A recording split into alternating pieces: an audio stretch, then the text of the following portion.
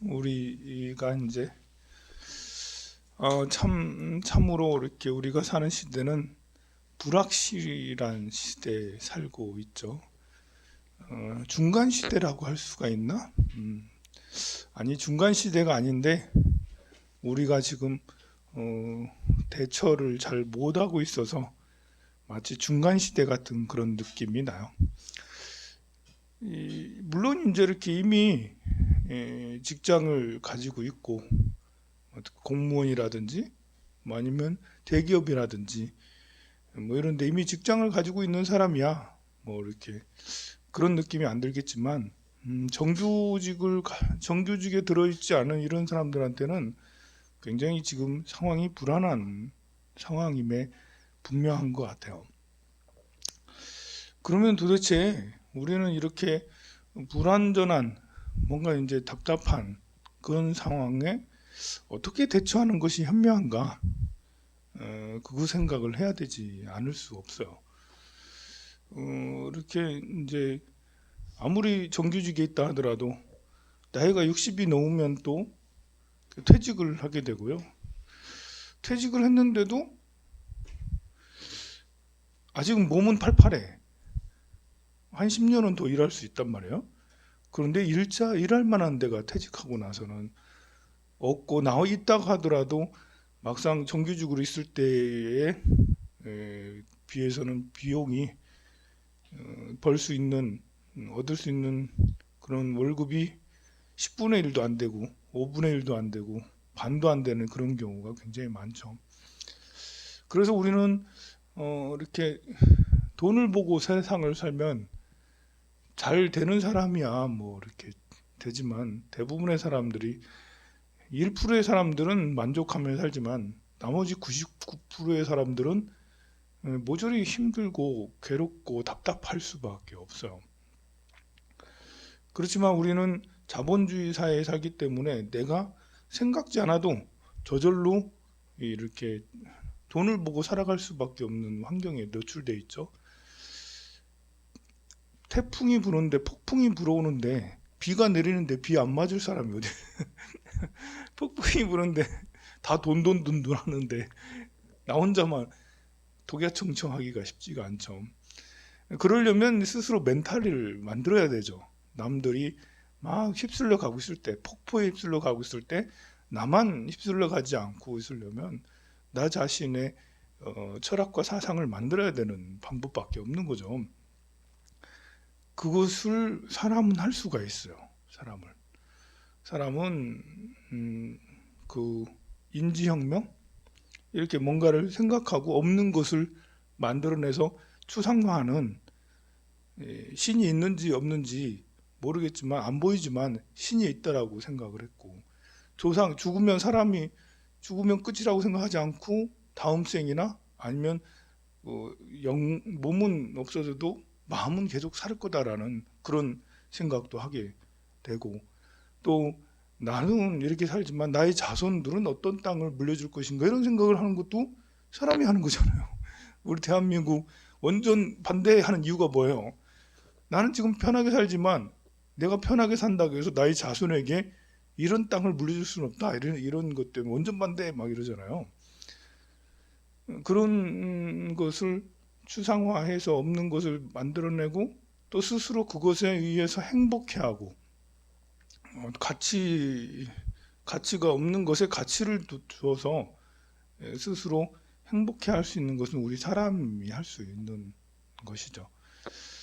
우리는 이제 이렇게 그 국가도 그렇고 개인도 그렇고 어떤 그 상황에서 적절히 대처를 하면 그것이 훌륭해서 우리를 좋은 곳으로 인도하지만 그 상황 대처를 잘못하면 그 답답한 상황이 될 때가 있어요. 예를 들면 이제 우리 그 조선 후기에 역사 중에 흥선대원군이 병인양요 때 1866년에 외국에서 군함이 와가지고 개항을 요구했죠.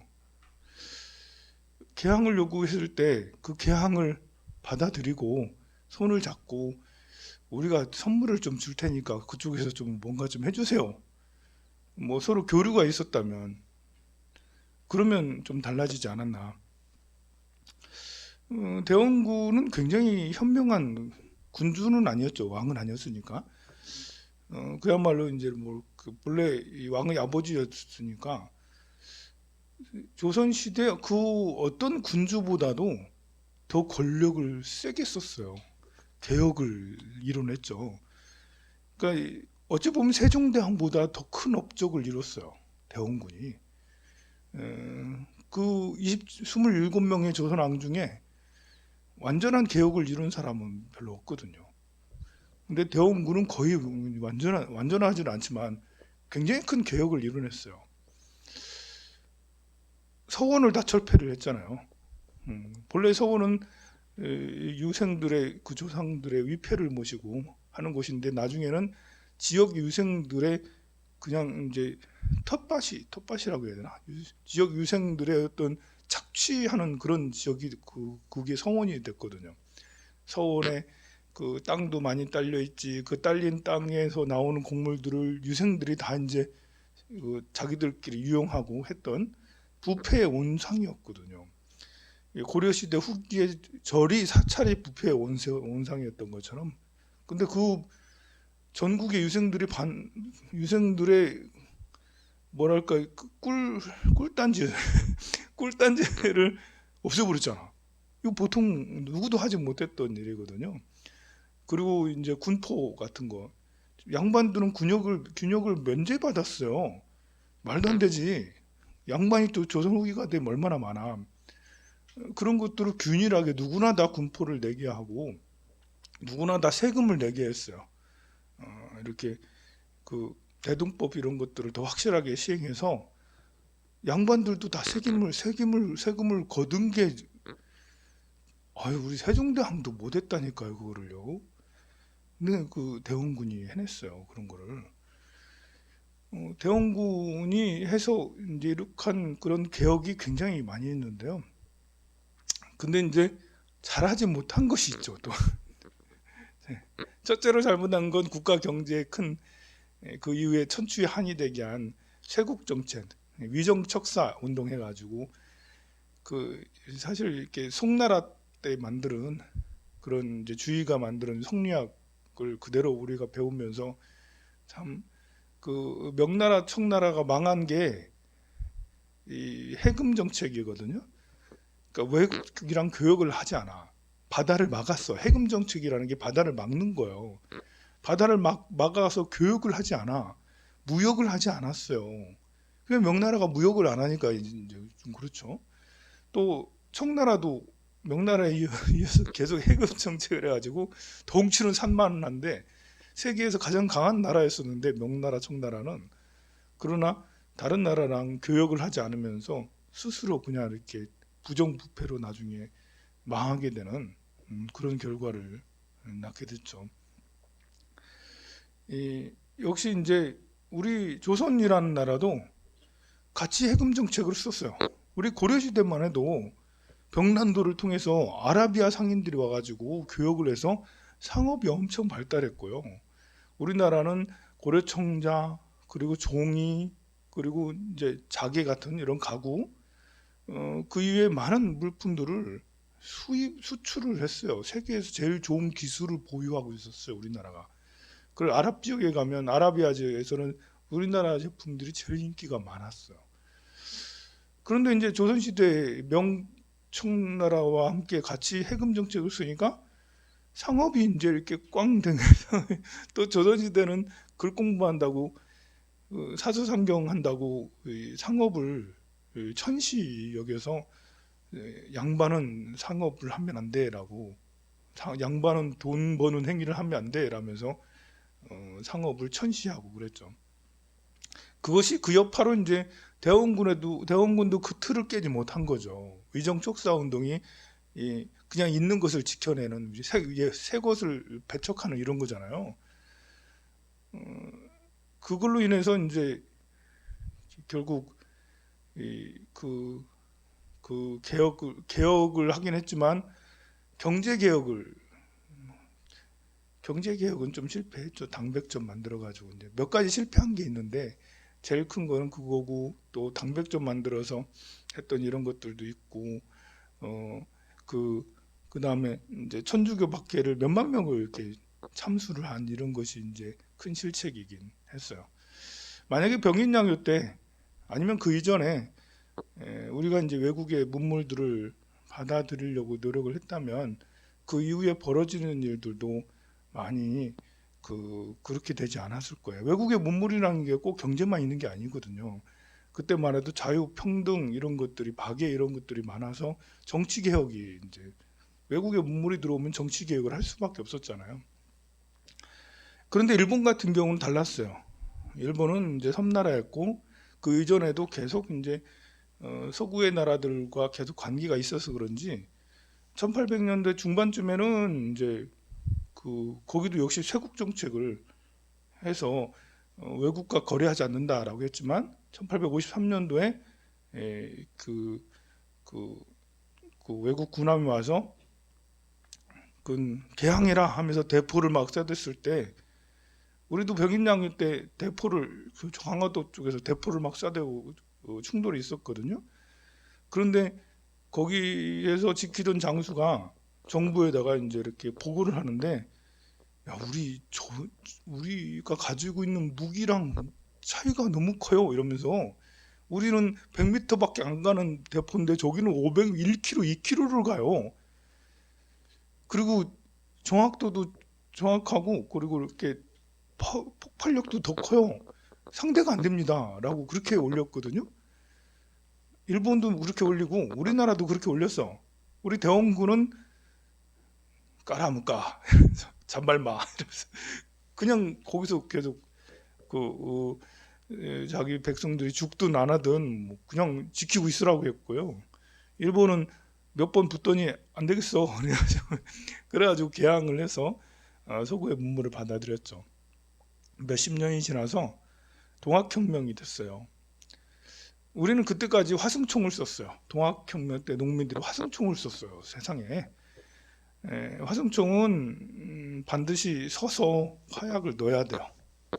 누워서는 쓸 수는 있겠지만 어쨌든 하고 한 2, 3분 걸려. 너 하고 불 붙이고 이러려면 한 발 쏘는데. 그런데 당시에 일본은 마리탄가 이런 소총 영국에서 들어왔던데 자기들끼리 개조해가지고 자기만의 소총을 개발을 해서 그걸 썼는데 1분에 50발씩 나가는 거야. 1분에 50발 나가는 그 총하고 화승총. 그리고 그거는 사정거리가 500m요. 우리 화승총은 사정거리가 100m야. 이게 말도 안 되는 거죠. 한 300m, 2, 300m 전방에서 쫙쫙쫙 다 쏘면 다 죽고 우리 이 무용지물이 화승총이 무용지물이 된 거야. 당시에 일본 측의 기록에 의하면 동학으로 돌아가신 분이 3만 명이 넘는다라고 그래요. 공식적으로. 일본 군인은 한 명 죽었대요. 어디서는 2명이라고도 하고요. 한 명이나 2명이나 뭐 한 명 죽었대. 3만 대 1. 세상에서 3만 대. 이거는 학살이잖아요. 바로 이렇게 벌써 그렇게 전력 차이가 굉장히 많이 나고 결국은 이 고종 황제가 어쩔 수 없이 본인 도장도 찍어주지 않았지만 한일 경술국치라는 일이 생기고 그 이후로 수백만 명이 이제 이렇게 죽게 됐게 고통받고 죽고 막 이렇게 됐죠. 일제는 이제 이렇게 물러가면서 지금도 그런 주장을 합니다만 조선을 근대화 시켜줬다라고 주장을 해요.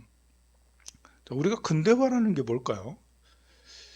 근대화는 뭐 정치 근대화도 있고 경제 근대화도 있겠지만 경제 근대화라면 산업화를 이뤘다라는 거죠.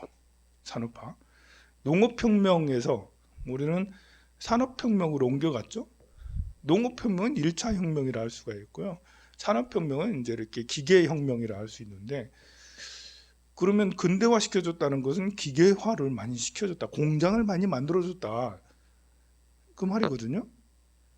그런데 그 일본이 우리나라의 공장을 그렇게 많이 만들어줬나?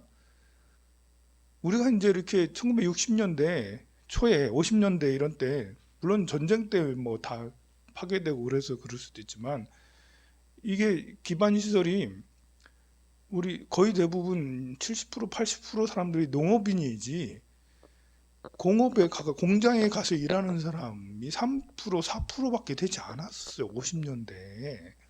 그러면 그 일본인들이 주장하는 대로 우리나라를 근대화시켜줬다라는 게 말이 안 되는 소리죠. 세계에서 우리가 해방됐을 때 세계에서 제일 가난한 나라였잖아. 한국 전쟁 때문에 그럴 수도 있지만 한국 전쟁 이전에도 배가 골막 이제 춘궁기 추궁 이렇게 해가지고 그 있었잖아요. 봄에 보릿고개가 일제시대 때도 있었고 해방 전도 해방 후에도 계속 보릿고개 없어진 게 이제 우리 그, 그 박정희 대통령 때부터 새마을운동 하면서부터 보릿고개 없어졌잖아요. 세상에 다른 나라들 보릿고개 있는 나라 별로 없어요. 보면 저 우리보다 저 못 사는 저 인도네시아 이런 데들도 보릿고개 인도 이런 데도 보릿고개가 없어요. 거기는 환경이 좋잖아. 사시사철 농사를 짓잖아. 그 나라들이 우리나라보다 더 GDP가 더 낮았고 1인당 GDP가 우리는 100달러였는데 거기는 90달러, 80달러 이랬거든요. 근데 결국은 우리보다 더 우리가 제일 나쁜 거예요. 우리가 왜냐면 우리는 굶어 죽는 사람이 많았으니까 배가 늘 고팠으니까. 그러니까 산업화를 해줬다는 것은 잘못된 그런 주장인데요. 그래서 우리가 일본은 그 1853년에 그런 개항 요구 있을 할 때 개항을 했고 정치개혁, 교육개혁을 다 했어요. 정치개혁을 통해서 이제 메이지 유신 하겠죠. 명치 유신, 메이지 유신을 통해서 정치를 완전히 판을 바꿨어요. 그리고 많은 유학자들을 보내고 요시다 소인이라는 이제 젊은 철학자 당시 20대 중후반이었는데 제자들을 그렇게 많이 뒀어요. 제자들을 엄청나게 많이 둬서 그 제자들이 90명인가 그런데 그 중에 명주유신 때 반 정도는 죽고 나머지는 이제 산 사람들이 유럽에 가서 유학을 하고 돌아와서 다 이 정부 요직을 다 차지했어요. 요시다 소인에게 이제 이렇게 교육받은 소인의 철학을 받은 그 사람들이 정치 요직에 들면서 일본은 굉장히 이렇게 발전을 하게 되죠. 그리고 이 요시다 소인은 당시에 이제 일본 사람들은 신기하게도 산업화를 굉장히 빨리 이루었는데 산업화를 이루는 것에 반대가 없었던 건 아니에요. 명치유신하고 막 공장을 막 짓고 막 이렇게 하는데 저 농민들이 당시에 대부분이었거든요. 일본도. 그런데 이제 정부에서 농민들한테 세금을 걷어서 거의 대부분을 산업화로 쓰니까 농민들이 반란을 일으켰어요. 여러 군데서. 그러니까 이 개혁을 하는데 많은 반대도 있었다라는 거예요. 그렇지만 정부에서는 개혁을 계속해서 추진했고 몇십 년 만에 아니 20년 만에 이제 강화도 조약이 생겼잖아. 그리고 2, 30년 만에 우리나라 와가지고 똥똥거리고 지들이 뭐 대단한 사람이라도 되는 것처럼 언제부터 니들이 그렇게 잘 나갔어? 우리는 2, 30년 만에 저 꿀리는 나라가 돼버렸고 일본은 2, 30년 만에 서구 유럽에서도 그 동양하면 저 어디 뭐 식민지처럼 이렇게 대우했는데 일본인 하면 동양이라고 동양인으로 대접을 하지 않았어요. 동급으로 대접을 했어요. 2, 30년 만에 그렇게 돼버렸다니까요. 그것이 개항의 결과다. 청나라도 망한 이유가 개항을 하지 않아서 문물을 받아들이지 않고 교류하지 않아서 생긴 일이죠. 사람도 역시 마찬가지예요. 우리 개개인도 이제 사람에게 실망했다고 배신당했다고 뭐 이렇게 사람들 하는 진상을 보면 아 사람이 싫어 이제 난 혼자 있을래. 누구도 믿지 않을래.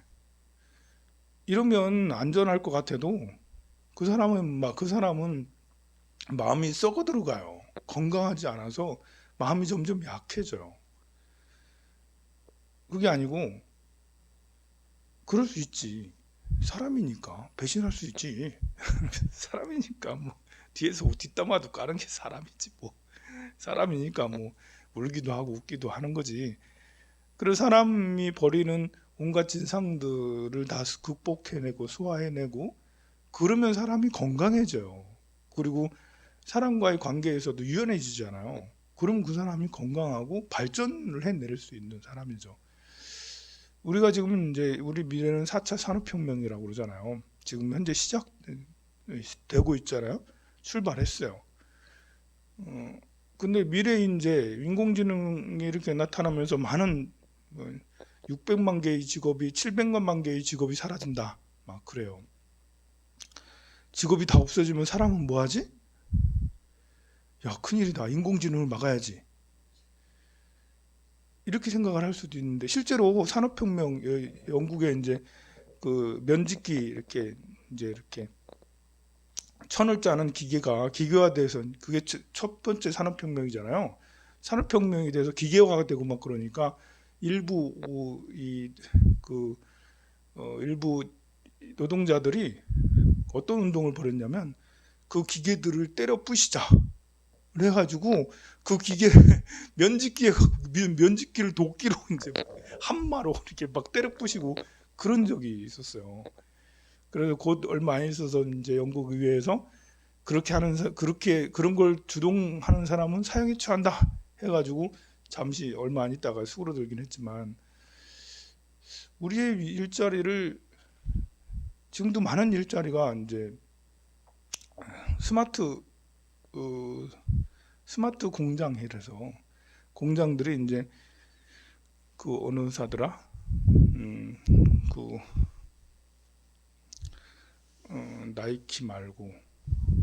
나이키 말고 아디다스 아디다스던가 이 아디다스 신발 있잖아요.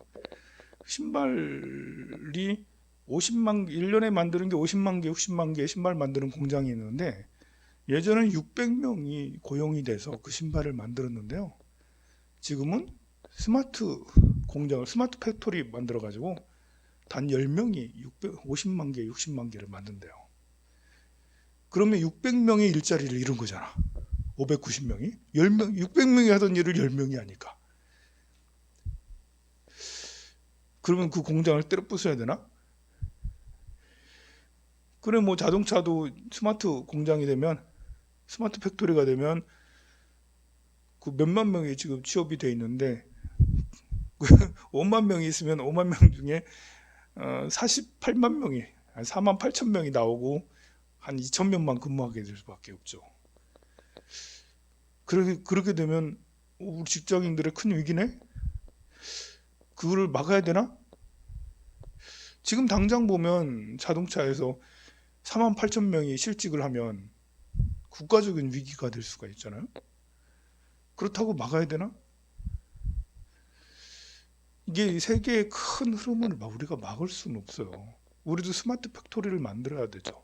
신발도 자동차도 뭐 온갖 제품들을 배를 만드는 것도 스마트 팩토리가 안 되면 일단은 공장이 스마트 팩토리가 돼야지 그 안에 있는 만들어지는 것도 스마트 기기가 되는 거예요. 자동차도 그 안에 자동차를 타면 그 안에 모든 부품들이 서로 연결돼 있어서 엔진에 문제가 생기면 어디가 문제가 좀 점검을 해야 된다라는 것이 금방금방 뜨게 된다고요. 그러면 우리가 정비를 따로 하지 않아도 우리가 이제 문제가 생겨서 정비소에 가는 게 아니라 문제가 생길 것 같아서 정비소 가게 되는 거예요. 그런 스마트화 되면 이제 4차 산업혁명이 그런 것 되는 거죠. 배를 만들어도 배가 다 만들어지고 나서 문제가 생겨서 배가 서가지고 정비소에 들어가는 게 아니라 어디가 문제가 생길 것 같아. 왜냐하면 다 연결돼 있으니까. 우리 신체도 마찬가지죠. 우리가 신체에 이제 뭐 같은 거, 핀 같은 거 뽑거나 피를 뽑아서 검사를 하면 미리 점검을 하면 앞으로 인공지능이 우리를 진단을 다 해줄 거라고요. 그러면 아니 황 선생님은 위가 좀 이상한 것 같아요. 그 위를 치료를 받을 수가 있는 거죠. 오늘 아침에 딱 일어나서 이제 그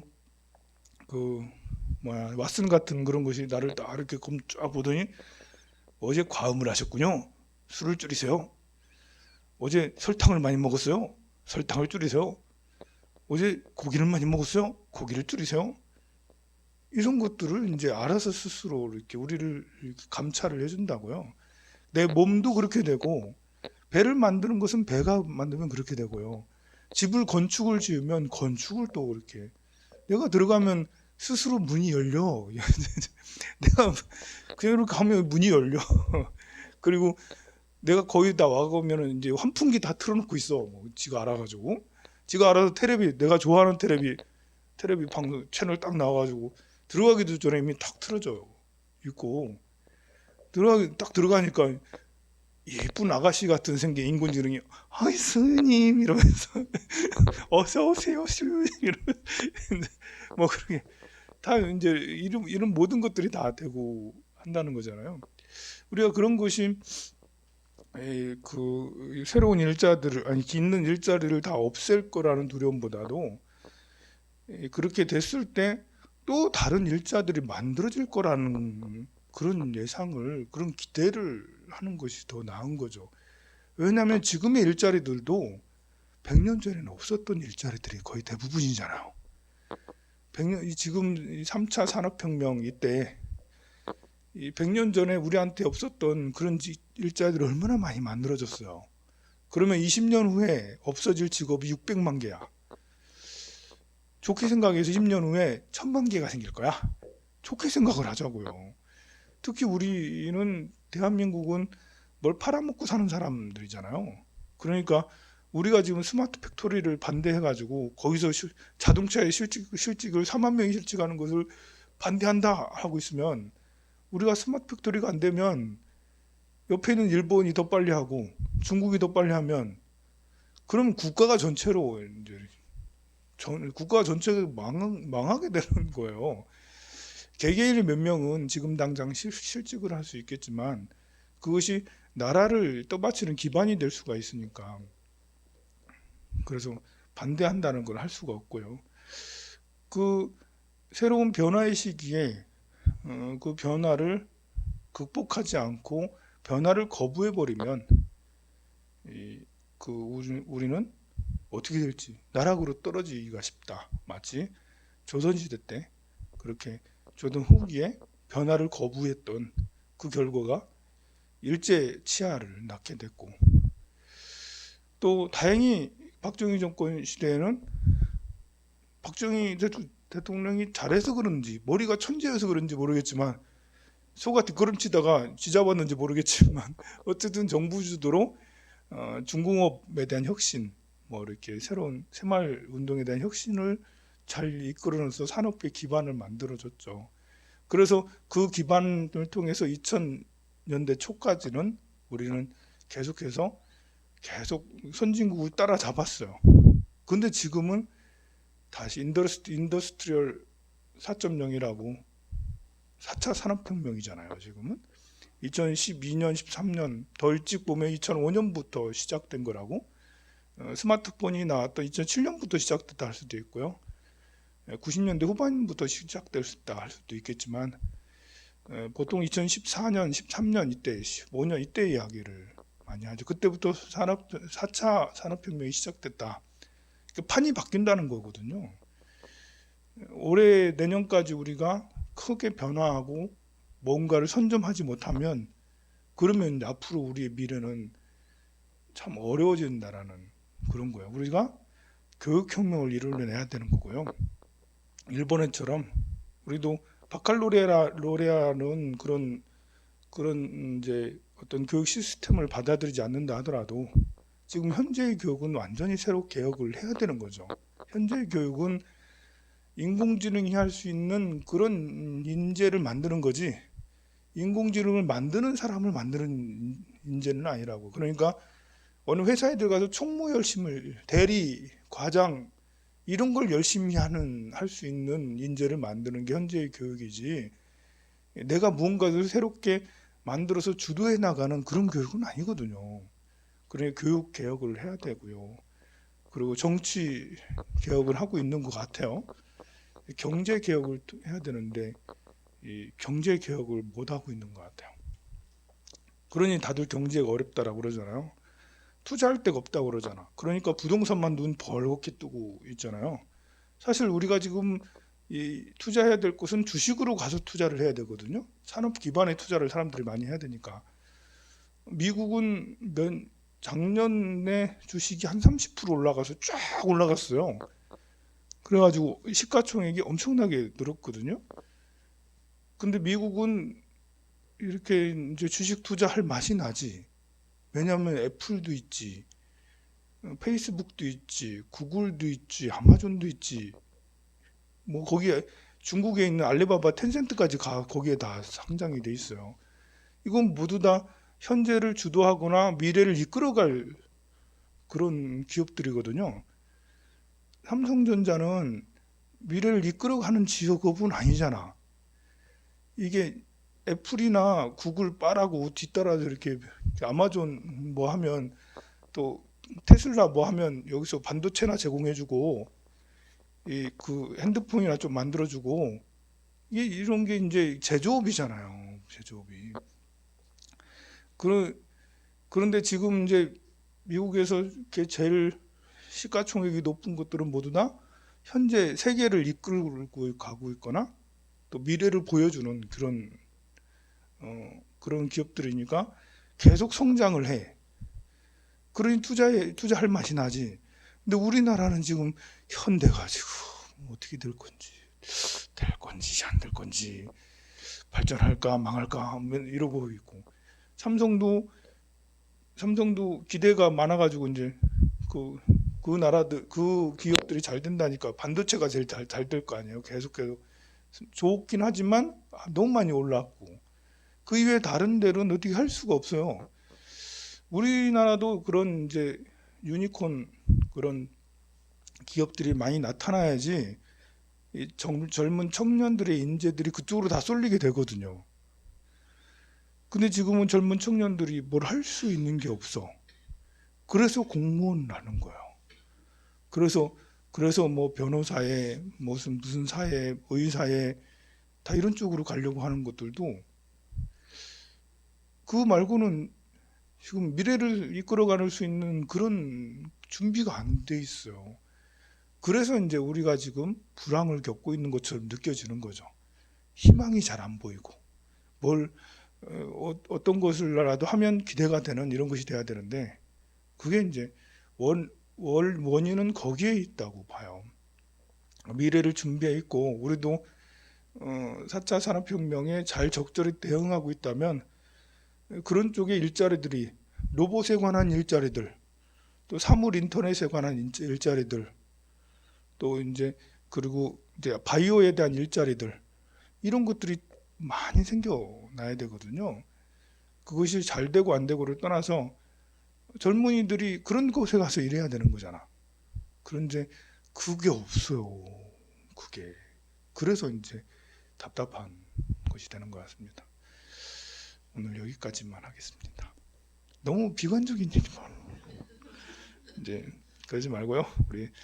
우리는 이제 마음 편하게 기도를 열심히 하시고 기분 좋게 행복한 마음을 숨을 들이쉬면서, 아 나는 내가 존재하는구나 내쉬면서, 아 행복해, 고마워, 감사해, 이렇게 숨을 들이쉬면서, 아 내가 존재하는구나 숨을 내쉬면서, 아유 우리 조상님 고마워요 숨을 들이쉬면서, 아 나는 참 대단하네 숨을 내쉬면서, 우리 모두 대단하네 숨을 들이쉬면서, 내가 있는 건 기적이야 라면서 숨을 내쉬면서, 여러분들이 있는 건 기적이야 하면서 숨을 들이쉬면서, 아니 나의 부모님이 계셔줘서 너무 고마워 숨을 내쉬면서, 또 내 옆에 친구들이 있어서 너무 고마워, 내가 밥을 먹을 수 있어서 너무 고마워, 볼 수 있어서 들을 수 있어서 너무 고마워. 이렇게 숨을 들이쉬면서 나 자신을 보고 숨을 내쉬면서 세상의 아름다움과 경이로움, 훌륭함을 이렇게 바라보면,